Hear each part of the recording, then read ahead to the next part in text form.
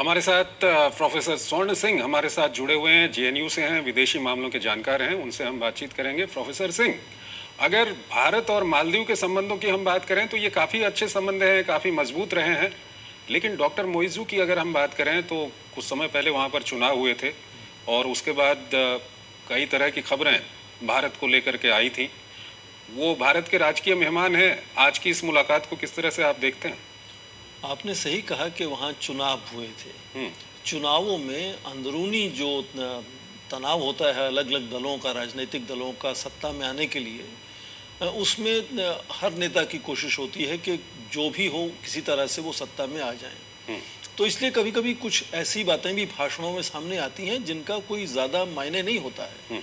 और जैसे ही फिर नेता वो सत्ता में आते हैं तो फिर उनको शासन करना होता है, उनको विकास देना होता है, तो फिर उनकी धीरे धीरे सोच बदल जाती है। ठीक वैसे ही राष्ट्रपति मोइज़ू के साथ भी इस वक्त हो रहा है हम्म। कि वो इंडिया आउट का एक नारा वहाँ लगा था, पर उसके बाद लगातार उनकी जो भाषण है, जो उनका भाषा है, उसमें लगातार बदलाव देखते हैं। यहाँ उन्होंने आकर बार बार बताया कि वो कोई भी ऐसा कदम नहीं उठाएंगे जिससे भारत के राष्ट्रहितों को या भारत की सुरक्षा को कोई भी जिस पर बुरा असर पड़ सके, ऐसा कुछ वो कदम आगे नहीं बढ़ाएंगे।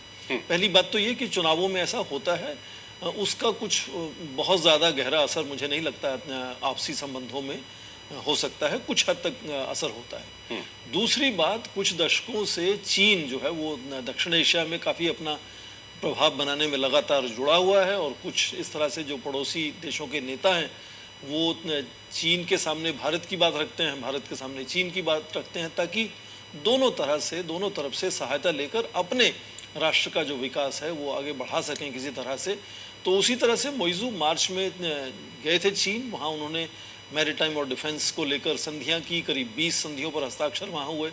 तो चीन भी अपना एक तरह से कोशिश कर रहा है कि प्रभाव इस क्षेत्र में बढ़ाए, पर भारत ये बार बार समझाने में सक्षम रहा है कि चीन का जो रिश्ता भारत के पड़ोसी देशों के साथ है वो केवल आर्थिक है या सामरिक है, जबकि भारत के रिश्ते भौगोलिक हैं, सांस्कृतिक हैं, भाषा के हैं, लोगों के हैं, धर्म को लेकर हैं, सब तरह के रिश्ते हैं, और हमेशा से रहे और हमेशा रहेंगे भी। और ये जब इनको मुसीबत का समय आता है, चाहे वो सर्वव्यापी महामारी हो, जब कोई दूसरी तरह का सुनामी या कुछ और हो, सबसे पड़ोसी देश भारत है जो सबसे पहले वहाँ पहुँचता है। ये प्रधानमंत्री ने आज कहा भी।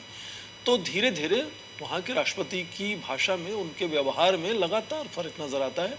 और आखिरी बात, मुझे लगता है कि भारत भी एक उभरती हुई शक्ति है, 5वीं सबसे बड़ी आर्थिक व्यवस्था है, और ऐसा माना जा रहा है कि शायद 2030 से पहले ही भारत तीसरी सबसे बड़ी आर्थिक व्यवस्था हो जाएगा।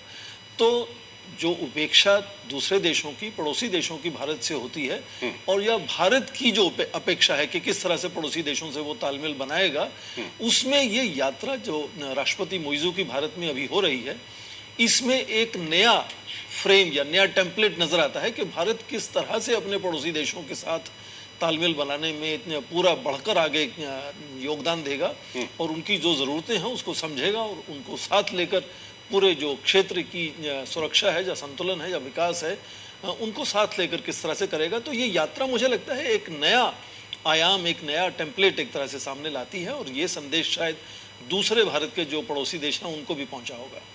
बहुत बहुत शुक्रिया सर आपका। इन दोनों विषयों पर आपने काफ़ी जो अच्छी जानकारी और विश्लेषण है वो हमारे दर्शकों के सामने रखा। बहुत बहुत शुक्रिया। और